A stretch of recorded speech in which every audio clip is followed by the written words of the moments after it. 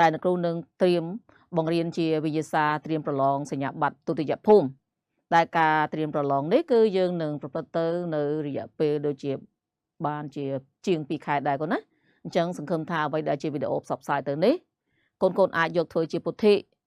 កូនអាចត្រង់ស្ដាប់ដើម្បីយកទៅធ្វើជាទុននៅក្នុងការប្រឡងសញ្ញាបត្ររបស់យើងចា៎ចឹងដែលនគរសង្កត់ធ្ងន់គឺសម្រាប់កូនទៅលើសម្រាប់កូនដែលសិក្សានៅឆ្នាំសិក្សានេះជាពិសេសគឺការត្រៀមប្រឡងសញ្ញាបត្រទុតិយភូមិនេះចា៎អញ្ចឹងថ្ងៃនេះគឺនគរចូលទៅដល់វិញ្ញាសាទី1នៃការត្រៀមប្រឡងរបស់យើងហើយនគរប្រាប់ថានៅក្នុងការសរសេរតែងសេចក្តីមួយដរាបណាកូនយល់កូនច្បាស់ពីគម្រោងតែងកូនច្បាស់ពីលក្ខណៈសម្គាល់នៃប្រធានសិនណាកូនណាអញ្ចឹងឥឡូវនេះគឺកុំឲ្យខាតពេលវេលានគរចូលទៅការសិក្សាប្រធានតែងសេចក្តីរបស់យើងណាកូនណាដឹងហើយថាការត្រៀមប្រឡងសញ្ញាបត្រទុតិយភូមិគឺជាឱកាសមួយដែលកូនត្រូវតែប្រឹកប្រែងយកចិត្តទុកដាក់អស់លទ្ធភាពចាយកទ្រឹស្ដីទៅផ្សារភ្ជាប់នឹងការអនុវត្តថ្ងៃនេះគឺនគរបានរំលឹកទៅដល់អ្វីដែលយើងបានប្រឡងរួចហើយកូនណាក៏ប៉ុន្តែនៅពេលដែលកូនបានឃើញវិញ្ញាសាមួយមិនប្រកាសថាកូនចេះសរសេរទេដរាបណាកូនស្ដាប់អ្នកគ្រូពន្យល់ដរាបណាកូនស្ដាប់លោកគ្រូអ្នកគ្រូរបស់កូនពន្យល់ហើយកូនយកអ្វីដែលជាការពន្យល់របស់អស់លោកទៅឬក៏អ្នកគ្រូយកទៅអនុវត្តខ្លួនឯងទៅកូនចេះនេះគឺគ្រាន់តែជាគម្រោងតែដើម្បីឲ្យកូនរៀនសរសេរដោយខ្លួនឯងនៅឯផ្ទះចាអញ្ចឹងយើងចូលទៅប្រធានបទមួយកូនប្រធានបទមួយនេះការសិក្សាអក្សរសិល្ប៍ឆ្លុះបញ្ចាំងពីការប្រយុទ្ធរវាងសភាវៈល្អនិងសភាវៈអាក្រក់កូនមើលប្រធានណាកូនណាការសិក្សាអក្សរសិល្ប៍ឆ្លុះបញ្ចាំងពីការប្រយុទ្ធរវាងសភាវៈល្អនិងសភាវៈអាក្រក់ចូលបកស្រាយដោយលើកឧទាហរណ៍ដោយលើកយកអក្សរសិល្ប៍មកបញ្ជាក់ប្រធាននេះគឺយើងធ្លាប់ចេញម្ដងហើយក៏ប៉ុន្តែសួរថាបើសិនជាកូនឃើញតែប្រធានណាកូនណាឃើញ100ដងក៏កូននៅតែមិនទាន់ចេះដែរប្រសិនបើកូនមិនបានយកទៅអនុវត្តទេឥឡូវថ្ងៃនេះគឺនគរសូមចាប់ផ្ដើមនិយាយសម្រាយទៅលើប្រធានបទនេះដើម្បីឲ្យកូនជាទុនសម្រាប់យកទៅសរសេរអញ្ចឹងក៏មិនប្រកាសថាចេញប្រឡងមិនចេញប្រឡងដឹងទេគាត់ថានេះគឺជាវិញ្ញាសាត្រៀមសម្រាប់ការប្រឡងចាកូនវិញ្ញាសាទី1សម្រាប់ត្រៀមប្រឡងសញ្ញាបត្រទុតិយភូមិចាអានតែសេចក្តីអានប្រធានយ៉ាងហោចនោះក៏កូនអាន3ចប់ដែរអាននឹងមិនមែនអានដើម្បីអានទេកូនអានឲ្យយល់ពីអ្វីដែលជាខ្លឹមសាររបស់ប្រធានបទចាការសិក្សាអក្សរសិល្ប៍ឆ្លុះបញ្ចាំងពីការប្រយុទ្ធរវាងសភាវៈល្អនិងសភាវៈអាក្រក់ចូលបកស្រាយដោយលើកយកអក្សរសិល្ប៍មកបញ្ជាក់អញ្ចឹងគឺនេះប្រធានតែស្អីមួយដែលគេកំណត់ច្បាស់ឲ្យកូនណាកូនអត់លើកអ្វីផ្សេងមកបញ្ជាក់ក្រៅពីអក្សរសិល្ប៍ទេអញ្ចឹងមុននឹងធ្វើតែស្ដីមួយអ្នកគ្រូសូមរំលឹកទៅដល់លក្ខណៈសម្គាល់នៃប្រធានតែស្ដីបន្តិចកាលណាគេនិយាយពីប្រធានតែស្ដីវាមានលក្ខណៈសម្គាល់3ទី1គឺសម្គាល់ទៅលើពាក្យបញ្ចេញមតិទី2សម្គាល់ទៅលើពាក្យបង្គាប់ទី3សម្គាល់ទៅលើពាក្យចោទសួរឥឡូវកូនមើលប្រធានបទមួយនេះតើមានលក្ខណៈសម្គាល់ប្រមាណមកហើយពាក្យបញ្ចេញមតិមានទេអត់មានទេពាក្យចោទសួរមានទេអត់មានទេអញ្ចឹងមានលក្ខណៈសម្គាល់មួយដែលគេកំណត់ឲ្យច្បាស់លាស់ហើយគឺចូលបកស្រាយនេះគឺពាក្យបង្គាប់តែសេចក្តីមួយកូនកាត់សេចក្តីទៅលើពាក្យបង្គាប់ណាកូនណាបើសិនជាគេបង្គាប់ឲ្យកូនធ្វើអីកូនត្រូវតែធ្វើនឹងទោះបីថាចោទសួរយ៉ាងម៉េចក៏ដោយតែសំខាន់គឺពាក្យបង្គាប់គឺជាអ្នកកាត់សេចក្តីហើយតោះឥឡូវកូនមើលបន្តិចការសិក្សាអក្សរសិល្ប៍ឆ្លុះបញ្ចាំងពីការប្រយុទ្ធរវាងសភាវៈល្អនិងសភាវៈអាក្រក់ចូលបកស្រាយដោយលើកយកអក្សរសិល្ប៍មកបញ្ជាក់នេះមានន័យថាគឺជាទម្រង់ប្រធានបែបពន្យល់កាលណាគេបញ្ជាក់ចូលបកស្រាយលក្ខណៈសម្គាល់ប្រធានបែបពន្យល់កាលណានិយាយពីប្រធានបែបពន្យល់យើងនិយាយពីគម្រោងនៃប្រធានវិញចឹងគ្រូអត់បានសរសេរលើក្តារខៀនអីឲ្យទេកូនគាត់គ្រូរំលឹកឡើងវិញគម្រោងប្រធានតែសេចក្តីមួយមានលក្ខណៈសម្គាល់3ទី1គឺផ្នែកផ្ដើមសេចក្តីទី2ផ្នែកតួសេចក្តីទី3ផ្នែកបញ្ចប់សេចក្តីអញ្ចឹងនៅក្នុងផ្នែកនីមួយៗវាត្រូវមានចំណុចសំខាន់របស់វានៅក្នុងនឹងទៀតចាអញ្ចឹងចំណែកលើផ្នែកទី1ផ្ដើមសេចក្តីហ្នឹងណាមាន3បញ្ហាដែលត្រូវលើកយកមកនិយាយលំនាំបញ្ហាចំណូលបញ្ហាចំណោទបញ្ហាអញ្ចឹងនៅក្នុងលំនាំហ្នឹងគឺយ៉ាងម៉េចលំនាំគឺត្រូវនិយាយយ៉ាងណាតាក់ទងទៅនឹងការលើកឡើងរបស់ប្រធានចំណូលលើកយកប្រធានបទមកបញ្ចូលចំណោទចោទសួរទៅលើប្រធានតាមបែបពន្យល់ ដល់ឡែកនៅក្នុងតួសេចក្តីមានឃ្លាភ្ជាប់សេចក្តី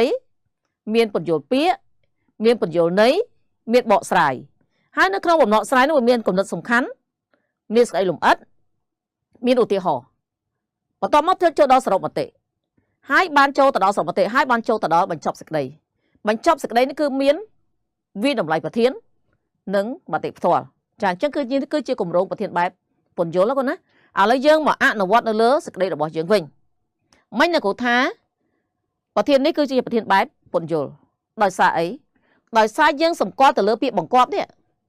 ចូលបកស្រាយដោយលើកយកអក្សរសិល្ប៍មកបញ្ជាក់អញ្ចឹងគេបង្គាប់ឲ្យយើងបកស្រាយហ្នឹងណាបើបង្គាប់ឲ្យយើងបកស្រាយបាននិយាយថាប្រធានគឺប្រធានបែបពន្យល់ហើយតោះឥឡូវគុណមើលតទៅទៀតនៅក្នុងការធ្វើគម្រោងតែងនៅគូអត់អត្ថាធិប្បាយទៅលើនេះទេគុណណាគាត់គម្រោងតែងឲ្យជាចំណុចខ្លះកន្លែងចំណុចខ្លះវាស្តៀងទៅនឹងការអត្ថាធិប្បាយដែរក៏ប៉ុន្តែវាគ្រាន់តែជាគំរូទេតែបើសិនជាកូនមានគំនិតផ្សេងពីនេះក៏កូនអាចយកទៅសរសេរបានតាមពុទ្ធិរបស់យើងដែលមានណាកូនណាតោះឥឡូវយើងមើលសេចក្តីផ្ដើមតិចនៅក្នុងសេចក្តីផ្ដើមមាន3បញ្ហាមិញនៅគូប្រាប់កូនណាលំនាំបញ្ហាគឺយើងនិយាយពីបញ្ហាទូទៅតែធ្វើយ៉ាងណាឲ្យតាក់ទងទៅនឹងការលើកឡើងរបស់ប្រធានឥឡូវនេះគឺគូដាក់ជាគំរូឲ្យឯងកូនដាក់ជាគំរូថាម៉េចនេះយើងមើលប្រធានបទគេថាការសិក្សាសរសេរឆ្លុះបញ្ចាំងពីការប្រយុទ្ធរវាងសភាវៈល្អនិងសភាវៈអាក្រក់អញ្ចឹងគ្រូឲ្យគំរូនៅក្នុងលំនាំចេះអសរសិល្ប៍គ្រប់ប្រភេទត្រូវបានឧបដឹកស្អីគេកូនឧបដឹកគឺកកើតឡើងបង្កើតឡើង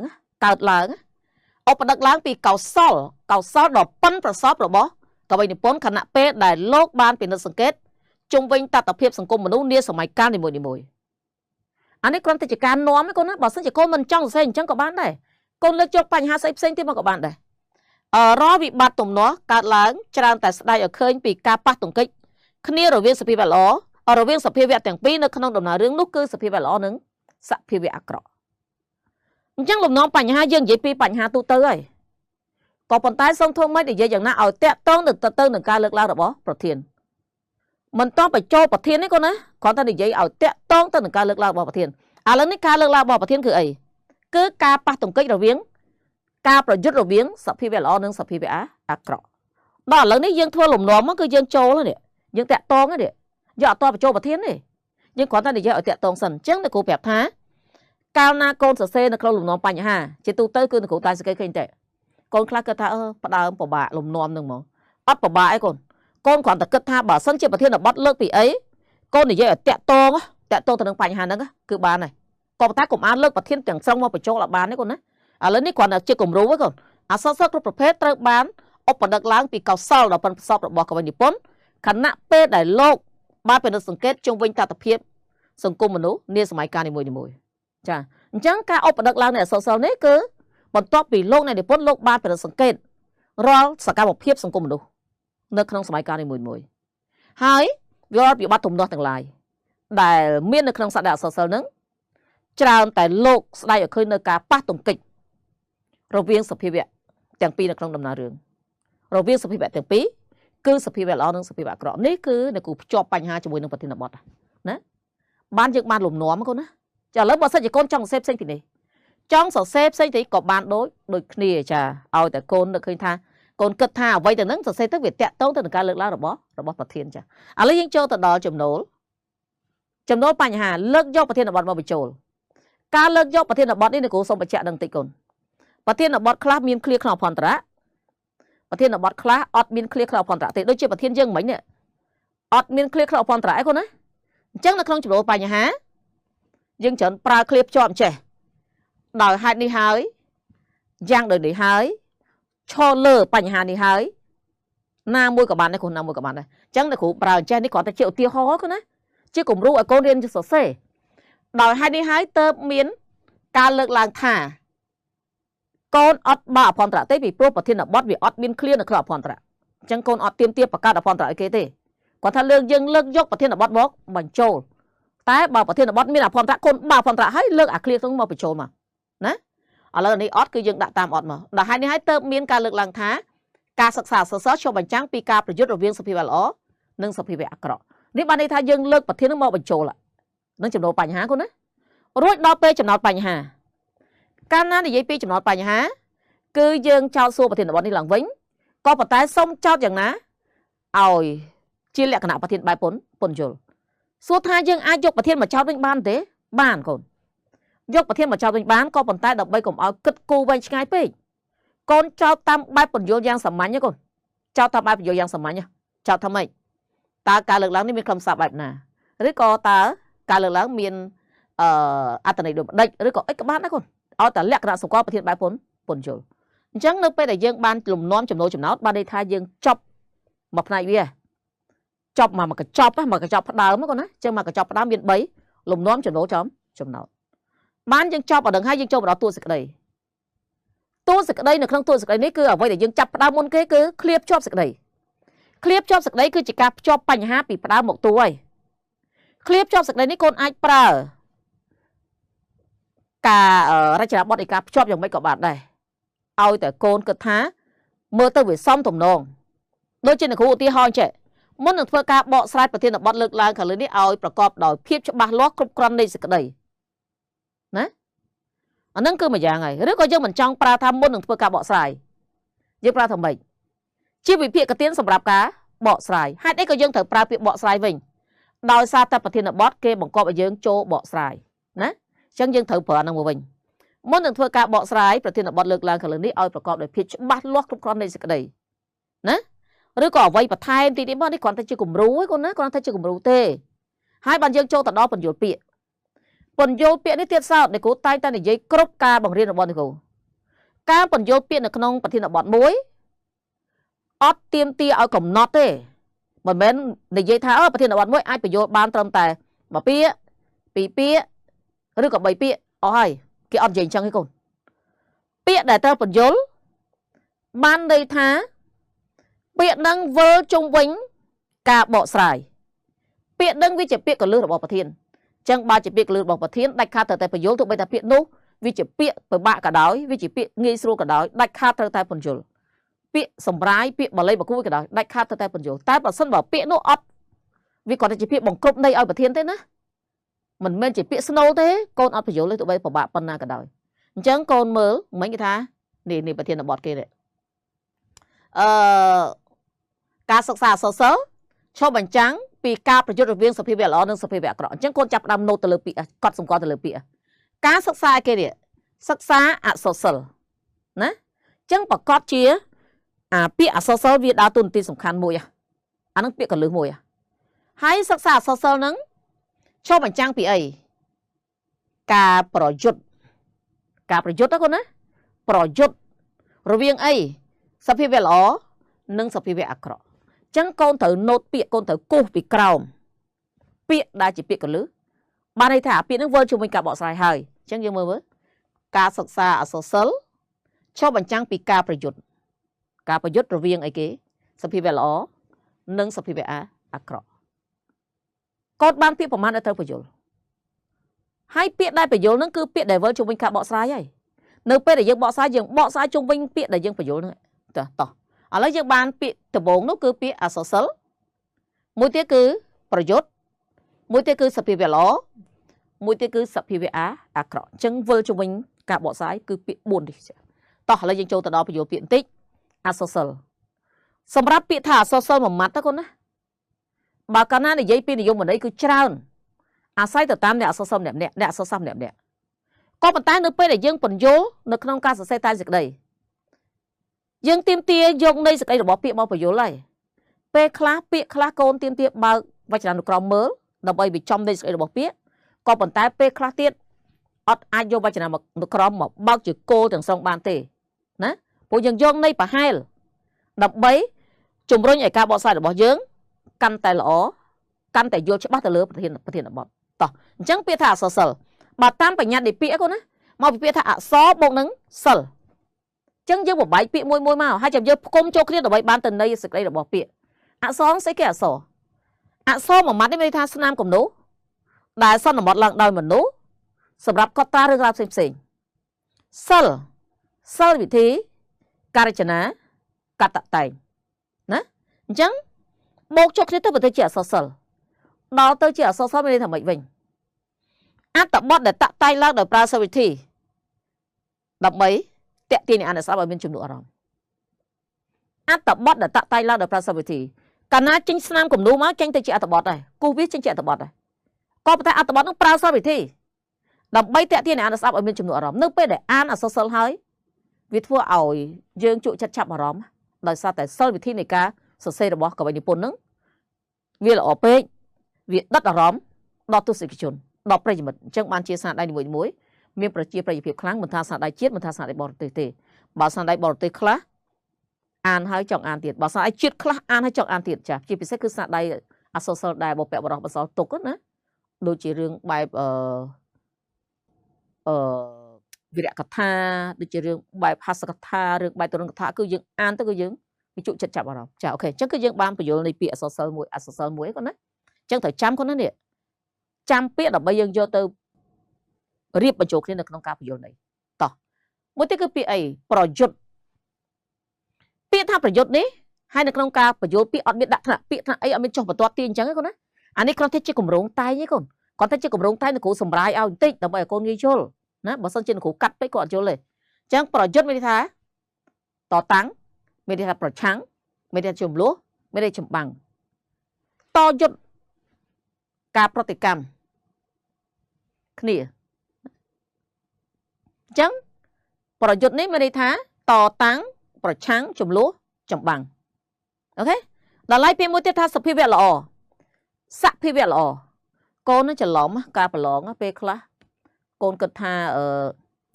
បើនិយាយពីសភាវៈល្អសភាវៈអាក្រក់មានតែក្នុងរឿងរាមកេរ្តិ៍ឯងកូនគិតអញ្ចឹងហើយកុំតែត្រូវគិតបន្តិចនៅក្នុងដំណើររឿងមួយកូនណាមិនចាំបាច់តែយៈទេតួអង្គអាក្រក់តួអង្គដែលធ្វើសកម្មភាពមិនល្អបាត់ជាសភាវៈអាក្រក់តួអង្គដែលធ្វើសកម្មភាពល្អគឺសភាវៈល្អអូខេតោះអញ្ចឹងសភាវៈល្អមានន័យថាម៉េចទង្វើឬសកម្មភាពដែលត្រូវត្រង់ភាពល្អប្រសើរភាពប្រពៃថ្លៃថ្លាទង្វើឬក៏សកម្មភាពដែលត្រូវត្រង់ភាពប្រសើរភាពប្រពៃថ្លៃថ្លាអានេះឯងគេហៅថាសភាវៈល្អដល់ឡែកពាក្យថាសភាវៈអាក្រក់គឺសំដៅយកទង្វើឬសកម្មភាពដែលត្រូវត្រង់ភាពអាក្រក់សាហាវសាមញ្ញនេះយើងបាននៃសេចក្តីរបស់ពាក្យគាត់ណានៃសេចក្តីរបស់ពាក្យ4ពាក្យដែលយើងត្រូវបញ្យល់ទី1អក្សរសិល្ប៍ទី2គឺប្រយុទ្ធទី3គឺសភាវៈល្អទី4គឺសភាវៈអាក្រក់ហេតុអីបានជាយើងត្រូវបញ្យល់4ហ្នឹងពាក្យ4នេះវាវិលជុំវិញការបកស្រាយវាជាខ្លឹមវាជាពាក្យរួមគោលដៅរួមរបស់ប្រធានអញ្ចឹងហើយបានជាយើងត្រូវបញ្យល់ពាក្យហ្នឹងហើយយើងបាននៃសេចក្តីរបស់ពាក្យហ្នឹងយើងបូកបញ្ចូលគ្នាទៅដើម្បីឲ្យទៅជាន័យរួមរបស់ប្រធានមួយបន្តមកយើងចូលទៅដល់បញ្យល់ន័យអញ្ចឹងន័យរួមដែលប្រធានចង់បានគឺអីន័យរួមដែលប្រធានចង់បានគឺតម្រូវឲ្យធ្វើការបកស្រាយជុំវិញការបង្ហាញពីការតយុទ្ធគ្នារវាងសភាវៈល្អនិងសភាវៈអាក្រក់ដែលគោលដៅដែលជាគោលដៅចម្បងរបស់ស្នាដៃអក្សរសិល្ប៍គ្រប់ប្រភេទណាអញ្ចឹងបើសិនជាកូនមិនចង់បំបែកនៃសេចក្តីរបស់ពាក្យនឹងវែងឆ្ងាយពេកទេកូនអាចក្តោបបញ្ហារបស់ពាក្យនឹងមកបង្រួមសេចក្តីទៅហើយបានទៅជាន័យរួមរបស់ប្រធានមួយហើយអញ្ចឹងន័យរួមដែលប្រធានចង់បាន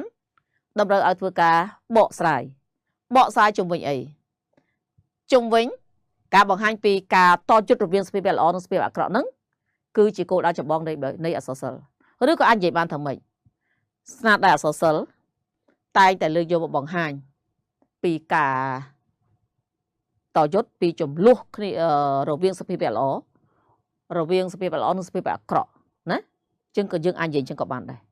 និយាយរួមទៅកូនយកអាពាក្យដែលយើងបញ្យល់ឲ្យមិននឹងយកមកកាត់កងលីឡំបញ្ចូលគ្នាមកបង្រួមនៃសេចក្តីមួយឲ្យបានទៅជាពន្យល់ន័យអញ្ចឹងការពន្យល់នៃពាក្យនេះពន្យល់នៃប្រធាននេះគឺពន្យល់ទៅលើពាក្យដែលយើងបានបកស្រាយមិញណាកូនដែលបានយើងបានពន្យល់មិញណាហើយបានយើងចូលទៅដល់ចំណុចមួយទៀតគឺបកស្រាយនេះគឺជាចំណុចដែលរសើបជាងគេហើយដែលគ្រូតែនិយាយថាក្នុងបំណក់ក្នុងការធ្វើតាមសេចក្តីមួយបំណក់ស្រាយស៊ីបន្ទុកច្រើនជាងគេក៏ប៉ុន្តែមិនមែនបានន័យថាយើងធ្វើតែបកស្រាយបានគ្រប់ទេកូនអត់ទេវាមានរចនាបថវាមានរចនាសម្ព័ន្ធរបស់វាក្នុងការសរសេរពីព្រោះចំណុចមួយសុទ្ធតែបន្ទុកទាំងអស់អត់មានថាធ្វើតែបកស្រាយទៅបានហើយបានបន្ទុកហើយនោះអត់ទេ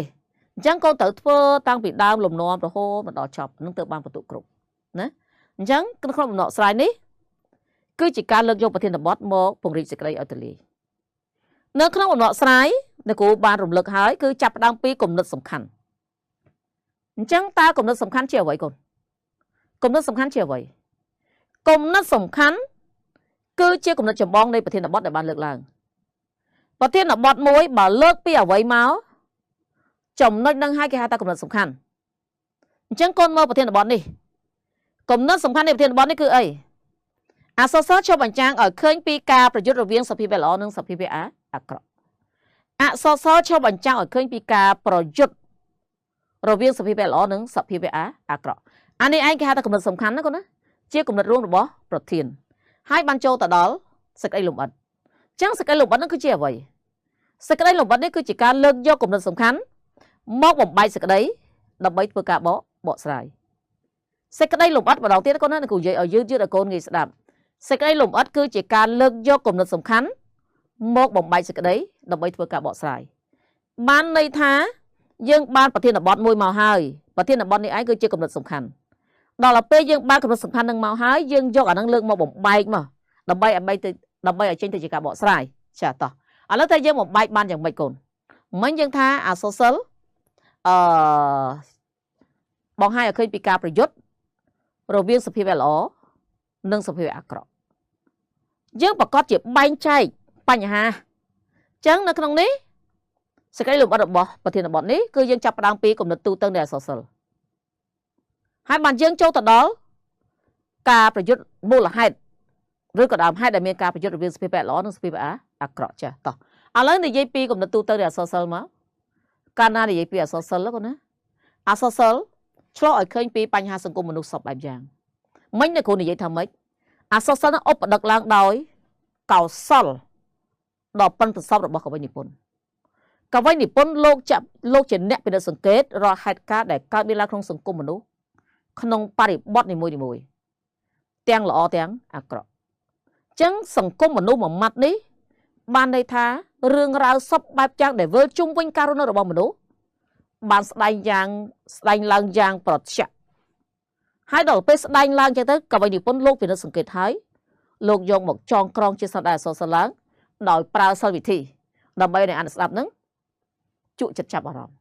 អញ្ចឹងហើយបានជាយើងឃើញនៅក្នុងសារដៃនីមួយៗហ្នឹងគឺកវីនិពន្ធប្រសពក្នុងការប្រើសិល្បវិធីប្រសិនបើព្រឹត្តិការណ៍ណាមួយកើតមានឡើងក្នុងសង្គមព្រឹត្តិការណ៍នោះគឺជាព្រឹត្តិការណ៍ប្រវត្តិសាស្ត្រលោកក៏អាចលើកយកព្រឹត្តិការណ៍ប្រវត្តិសាស្ត្រហ្នឹងមកបញ្ចូលនៅក្នុងមកបញ្ជ្រាបនៅក្នុងសារដៃរបស់លោក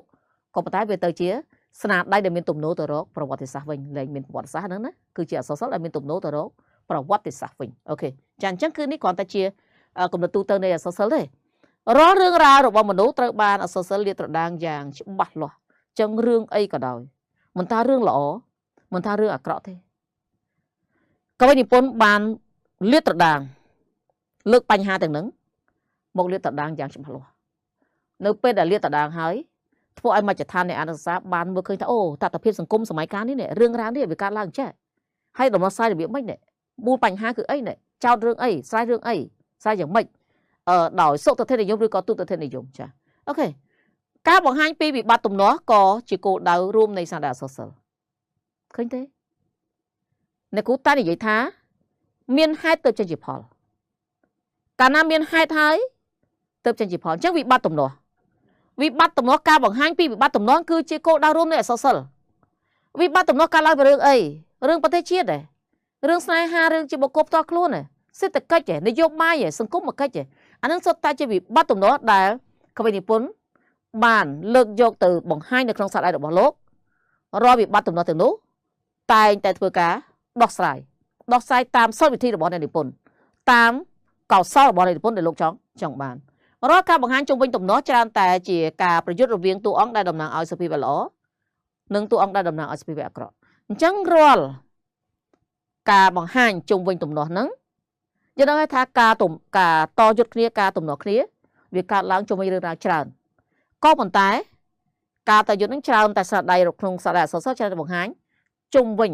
តួអង្គដែលតំណាងសភាវៈល្អនិងតួអង្គដែលតំណាងឲ្យសភាវៈអាក្រក់ចាបើសិនជាកូនចង់បង្ហាញពីលក្ខណៈទូទៅនៃអក្សរសិល្ប៍អីទៀតក៏បានដែរកូនតែគ្រូសូមលើកយកប៉ុណ្្នឹងណាកូនណាហើយបានចូលទៅដល់នេះមូលហេតុនៃចំនួនបណ្ដាលមកពីក្នុងអក្សរសិល្ប៍ការតយុទ្ធរវាងសភាវៈល្អនិងសភាវៈអាក្រក់បណ្ដាលមកពីអីវាមានរឿងរ៉ាវច្រើនដូចជាអំណាចណាកាលណានិយាយពីអំណាចមួយម៉ាត់ណាកូនណាមនុស្សគ្រប់រូបនៅក្នុងតថភាពសង្គមអំណាចជាអត្ថិភាព អំណាចមាន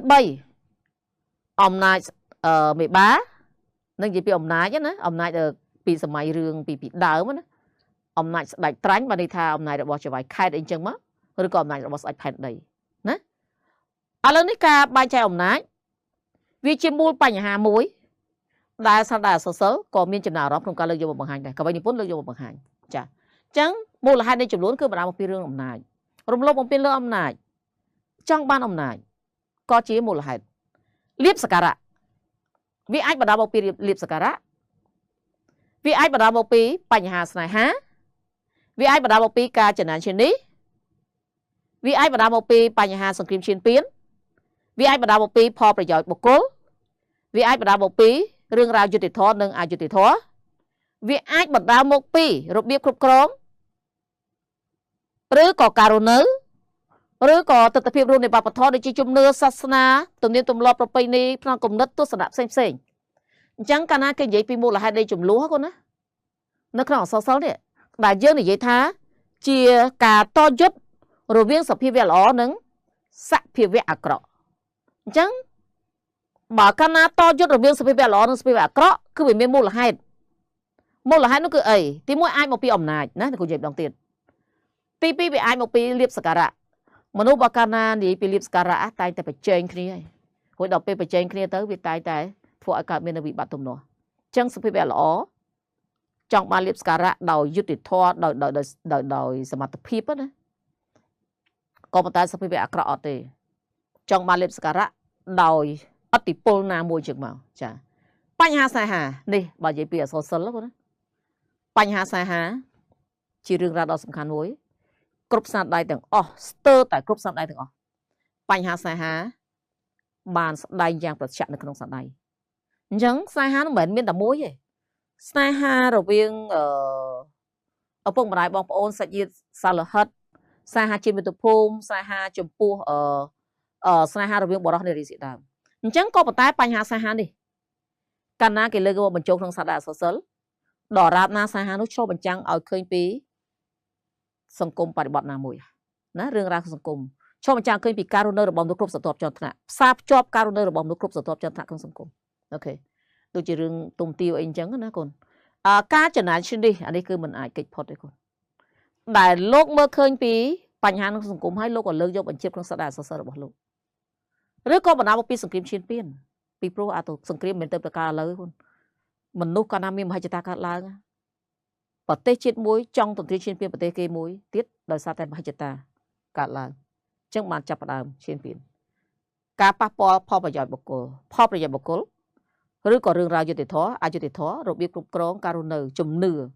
សាសនាទំនៀមទម្លាប់ប្រពៃណីផ្នែកកំណត់អីទស្សនៈអីជាដើមអានេះគឺមូលហេតុទំនងអញ្ចឹងនៅក្នុងអំណោយស្រាយមិញនេះគុណគ្រូត្រឡប់មកវិញបន្តិចកន្លែងសេចក្តីលំអិតទៅកូនណាយើងមានចំណុចសំខាន់ពីរដើម្បីលើកយកមកនិយាយ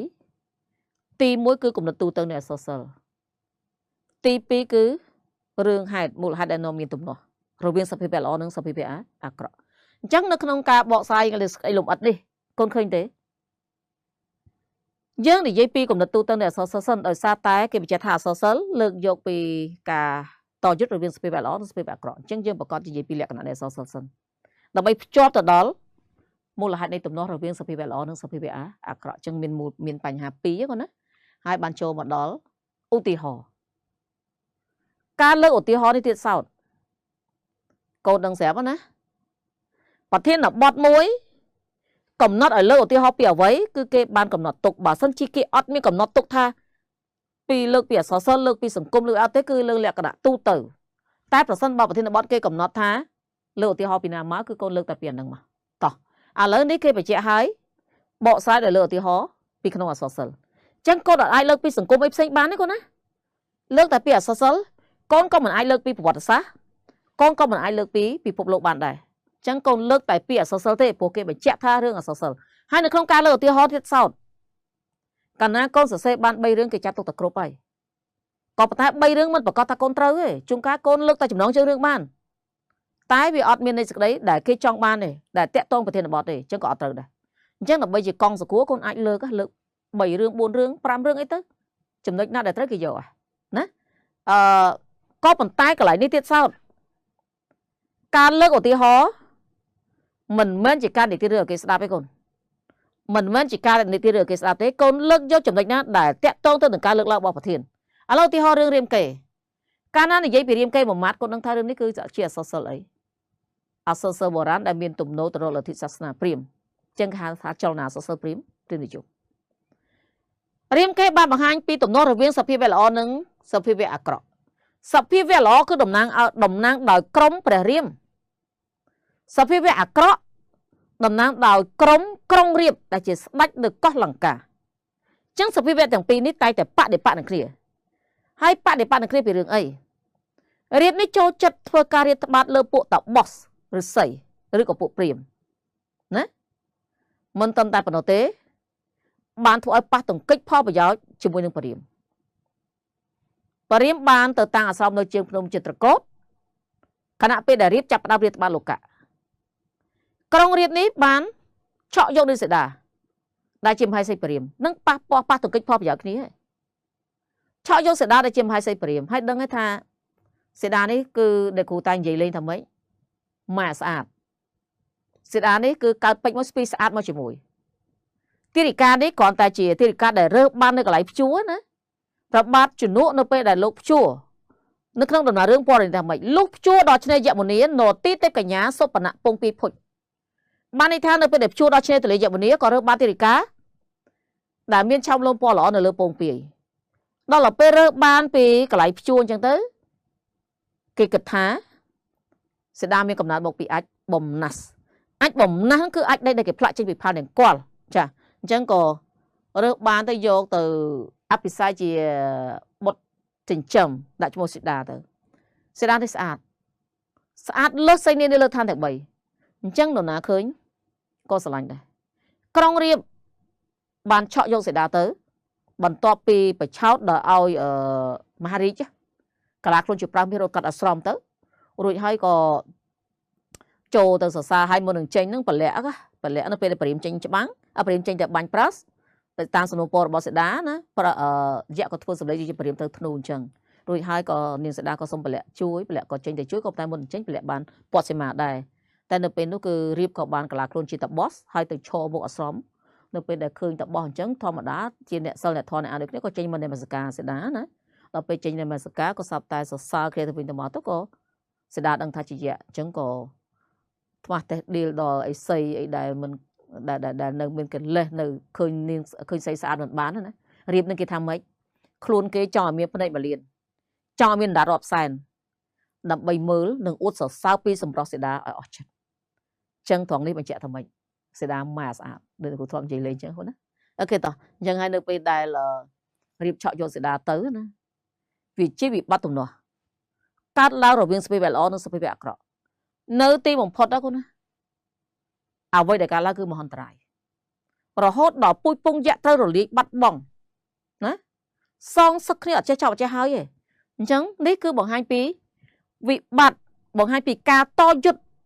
រវាងសភាវៈល្អនិងសភាវៈអាក្រក់ដោយសារតែការប៉ះទង្គិចផលប្រយោជន៍គ្នាដោយសារតែការរំលោភបំពានគ្នាដូចជាពួករាពណ៍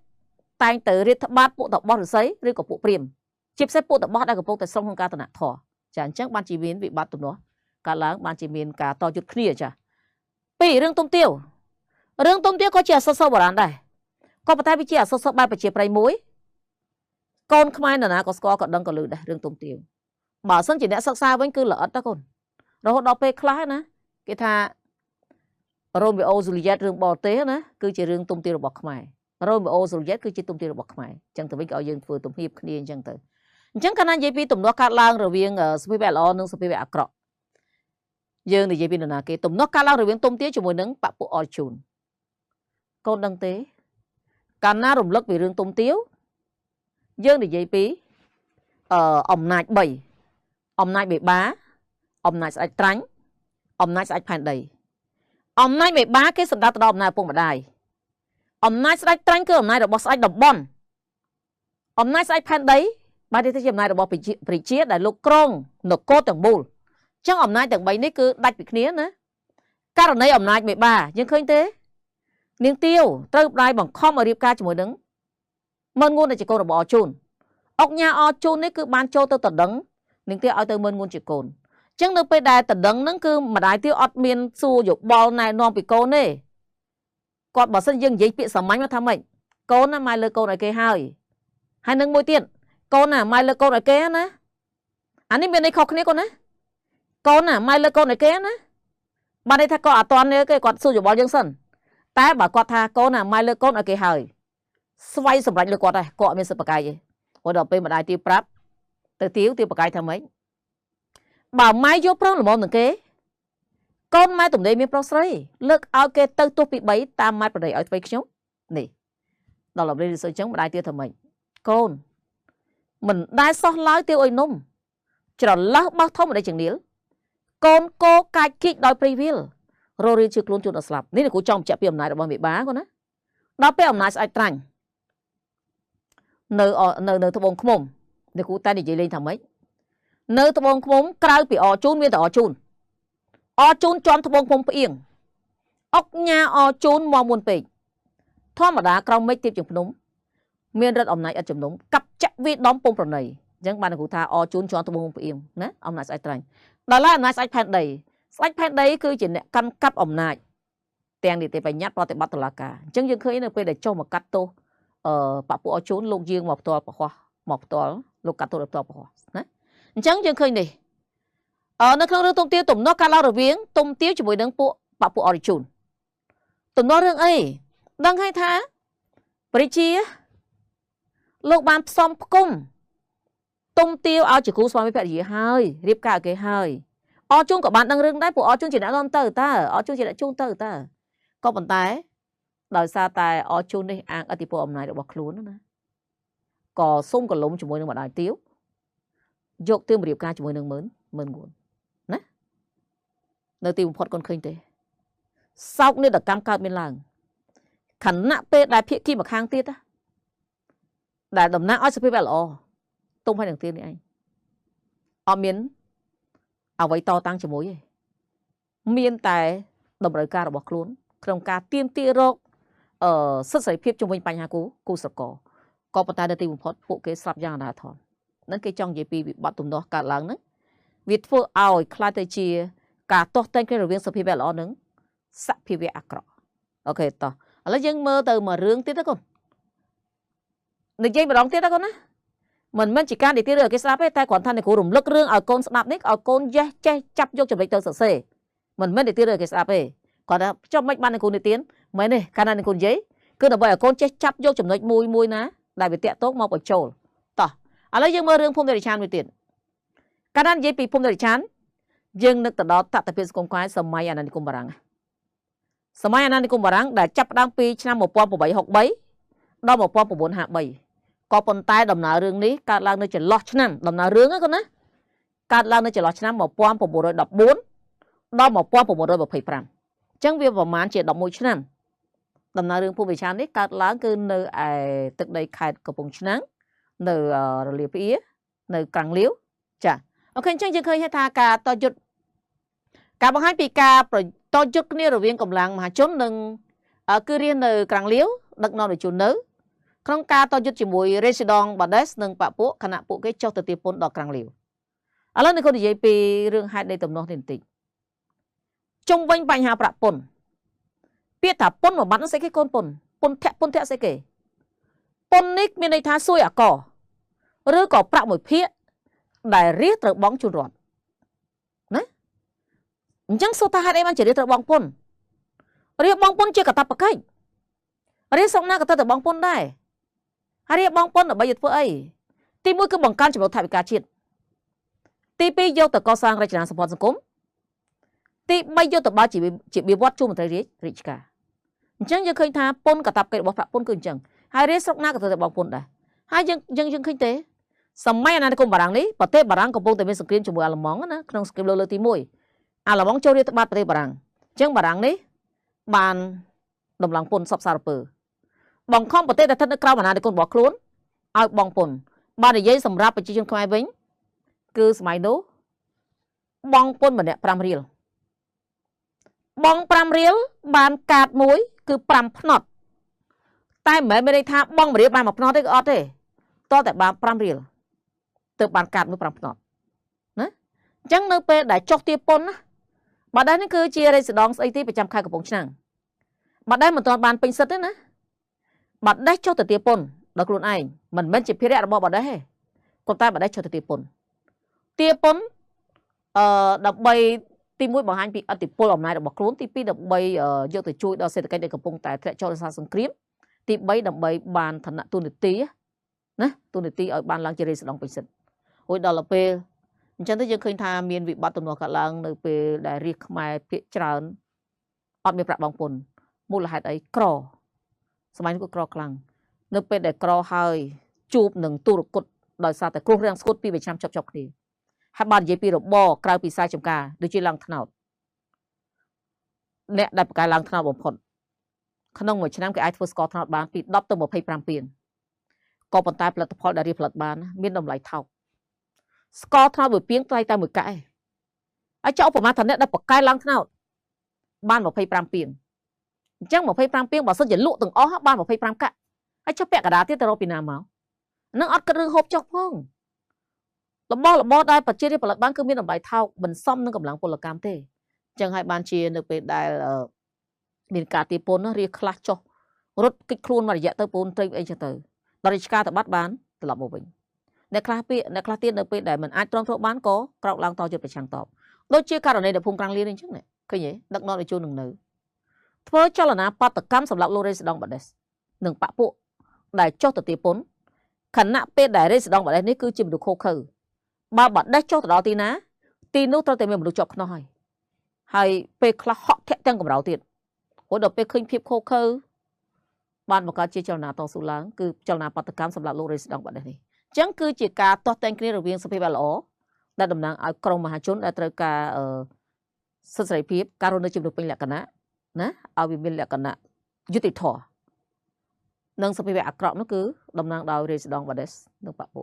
ให้บัดได้โชว์ตัวตีปนคือมีนกอดนั่งมีนไทยซูนมีนกอดสาวสกไลท์นั่งจงเพิ่มเนี่ยมันสกอตช์หมดเลยทีมพอดเจนาปัตตการนิกบานเพื่อเอามีนกาต่อยุดโดยกำลังเราดำเนินการกับสำลับปะคุณนะสลับคางสเปเบอักรอบนั่นคือบัดได้สลับไทยซูนก็สลับไลท์ก็สลับซอจงเพิ่มเนี่ยนะรถบัดเตอร์โอเคจังมาเล่นปะปุเตอบัดบองอยู่ชีวิตโดยไล่โซธากาต่อจุดนี้เนี่ยพุ่งกลางเลี้ยงชนะเราโหดเลยอัติโป้นี่เราบอกว่านี่กุ้มก็นะก็พุ่งแต่ครั้งเนี่ยน่าคิดได้รถตรีการนู้คือจงเผอปุติเห็นมาเสียบังบอกใบวงหนึ่งมาดมแต่แปลงสายว้านะกรมปตกคลาบังซ้ำกันไหลคลาที่จับบันยกตัววิจมสู้จมร้อยย่างแต่รุ่นคลาที่บรรจุตะกอตลายปัจจิจนรถเจ้าพุ่งบอกก็อดมีนมนุษย์เห็นเลยแต่ใครจะเห็นในจับนะสองเรื่องกรรมกัดมีนหลังพุ่มทานมวยเตาบ้านบอกแบบเราดักชั่วโมงเอาอย่างละอ้อก็บรรทัดกลายการปฏิการนึงให้ก็ซับแต่โดนตัวเฉยพุ่มเตะชานปีกลางเลือดตัวเฉยเดชานนี่คือการพลิกโดยมนุษย์เติมสัตว์เดชานบานในท่าซัดได้เหมือนนังเขาเตาสมบัติแต่จะไว้กลุ่นนั้นก็สลับได้เคยเด้จังเจ้านาปาตกันฟูออยสเปเวอักระคือบัดเด้หนึ่งปะปูนึงรองหนึ่งปราชีพเพียบบัดบอลจีจุดกบท้ายข้างสเปเวล้อก็รองคลังนะบัดบ่มบัดสมาร์ทได้ส่งไปได้ก็ถึงบัดบอลนะโอเคจังคือยังบัดใบเรื่องคนนะให้หนึ่งกูแผลไม่ทำบัดสัญญาณบัดใบเรื่องเลือกจำจำไว้คือเตอร์แกเอาเป็นตัวไอ้กบท้ายบัดสัญญาณเลือกใบเรื่องให้คนก็thấyโดยอัตราจำจำไว้กี่เต้คนไอ้เลือกบัดท้ายที่บัดไอ้คนบัดไอ้บ้านนะกบท้ายส่งมาก้มติดตีเรื่องกี่สับบ้านnàyเรื่องตะการจัดเจ้าการเย็บปีตะการจัดเจ้าคือเย็บปีตะเขาประดับมวยขณะเป็ดได้ประเทศยังบ้านไอ้กรีให้กับแต่รูปเพียงแต่การครบครองนัตตาเจริญวิบสักในพุ่มนัตตาเจริญเบียนในกลุ่มดอกได้จ้ะโอเคช่างบ้านยังเคยbị bắtตุ่มดอกการลาวหรือเวียงถักไก่หนึ่งกรมการมาก่อจงมีเรื่องราวอาจุติทอมวยได้ตะการกับบ้านสัญญาเอาผู้ห้อมนึกขึ้นนูนมาเหมือนเรียวนึกเป็นได้ผู้ห้อมเพื่อการบ้านสบายดังให้ทางผู้ห้อมที่ก่อนมีปัญหาใบเธอดอกไซของครูซาก็สาวบอกดอกไซกรุบเพลิงก็เธอรู้จ้ะทีมือคือปนชื่อปนก็เป็นอย่างยานั่นนะชื่อก็ออกแค่ตัวปฏิเป็ดเอาไปเจ็บไปเจียบมาติงท่านั้นออกไปลอยติงบอกสัญญาไม่ลอยติงท่าปนที่ปนชื่องอกสกจัดทีคลุนจีบได้เธอแต่ตัวเขาเธอที่เราปัญหาหนึ่งทีปีกระตุ้นเขาใส่กอดพลองชอบสลาดุบช่วยหน่อยดิสลาแค่หนึ่งเลยติงมงติงพุยติงซ้อมไปได้ศึกษาดอกใบเดือดสะนักเครื่องสลาบอกขึ้นไม่ลอยติงอย่างโกนเต้ก็บ้านโจริน អត់បានចូលរៀនឲ្យល្ងងវេទនាដូចជាគាត់អញ្ចឹងទី3ម្ដាយគាត់ជាចាន់ចាស់ហើយចង់ធ្វើបន់ទៀននឹងគេមុនអនិច្ចកម្មទៅបើសិនជាគ្មានលុយឲ្យគាត់ធ្វើបន់ទៀនដូចជាស្លាប់គាត់ទៅរស់អញ្ចឹងនេះឃើញទេគេហៅថាព្រះរស់ហ្នឹងគាត់ណាកតញ្ញូភាពកើតមានឡើងអញ្ចឹងនៅពេលដែលយើងសិក្សារឿងតកាចិត្តចោលក៏បានរំលឹកឡើងអស់ហើយអូខេអញ្ចឹងការមិនគោរពពាក្យសន្យាការមិនគោរពច្បាប់ការអាងអតិពលទឹកប្រាក់របស់ថកែធ្វើឲ្យក្រុមកម្មករហ៊ានប្រោកឡើងតស៊ូប្រឆាំងទាមទារយុត្តិធម៌កូនឃើញទេបរិបទសង្គមពេលនោះអ្នកមានលុយគឺមានអ្វីទាំងអស់ចន្លោះអន្តរកាលមួយដែលរបបសង្គមមិនទាន់ប្រសើរនៅឡើយទេប៉ូលីសនៅជាអ្នកកាន់ច្បាប់មិនគ្រប់ច្បាប់ស៊ីសំណុកសុកប៉ាន់អ្នកមានលុយអាងអំណាចទឹកលុយរបស់ខ្លួនធ្វើការបោកប្រាស់កេងប្របាញ់លើកម្មករអ្នកក្រីក្រវិបត្តិទំនាស់រវាងក្រុមកម្មករនិងថកែនេះមិនមែនបានន័យថាពួកកម្មករគេអត់ដឹងថាគេនឹងបរាជ័យទេគេដឹងក៏ប៉ុន្តែដើម្បីយុត្តិធម៌សង្គមមនុស្សគេទៅតែលះបង់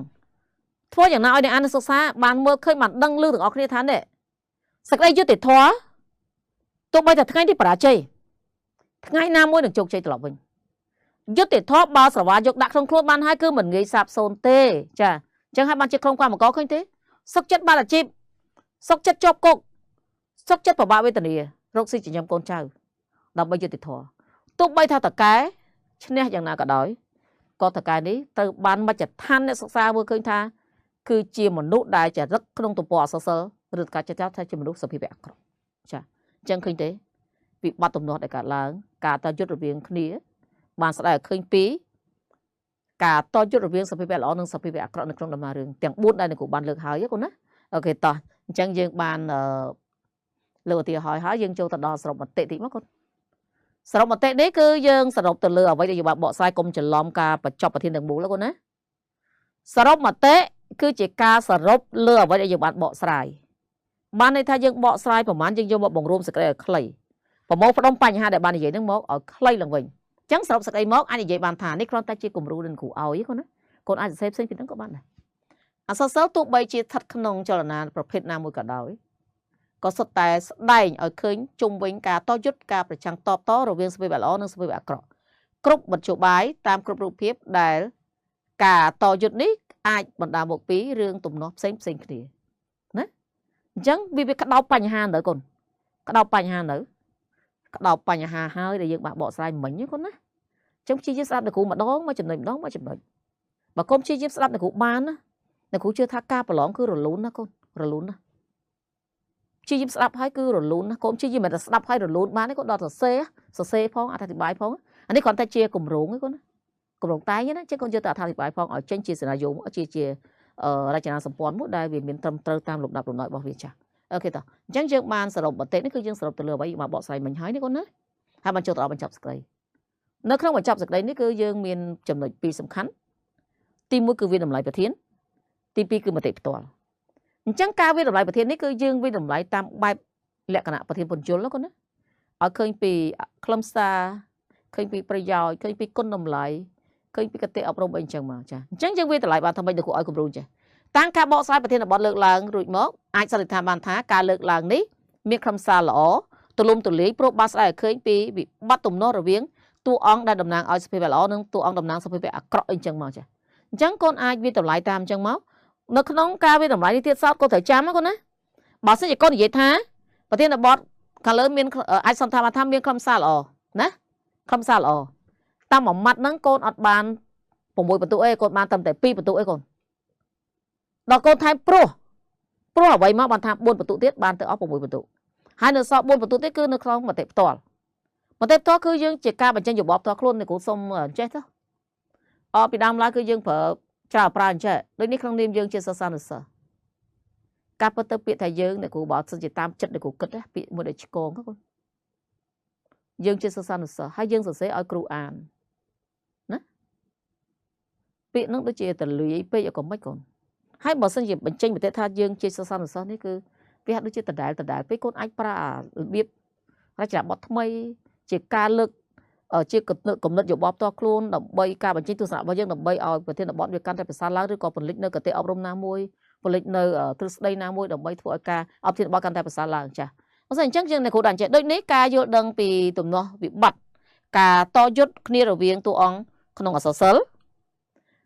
ដល់អ្នកអានសិក្សាឲ្យយល់ដឹងកាន់តែច្បាស់លាស់ពីបញ្ហាដែលជារឿងរ៉ាវតាក់ទងទៅនឹងការរស់នៅរបស់មនុស្សក្នុងសង្គមជាពិសេសគឺវិបត្តិទំនាស់ដែលតែងកើត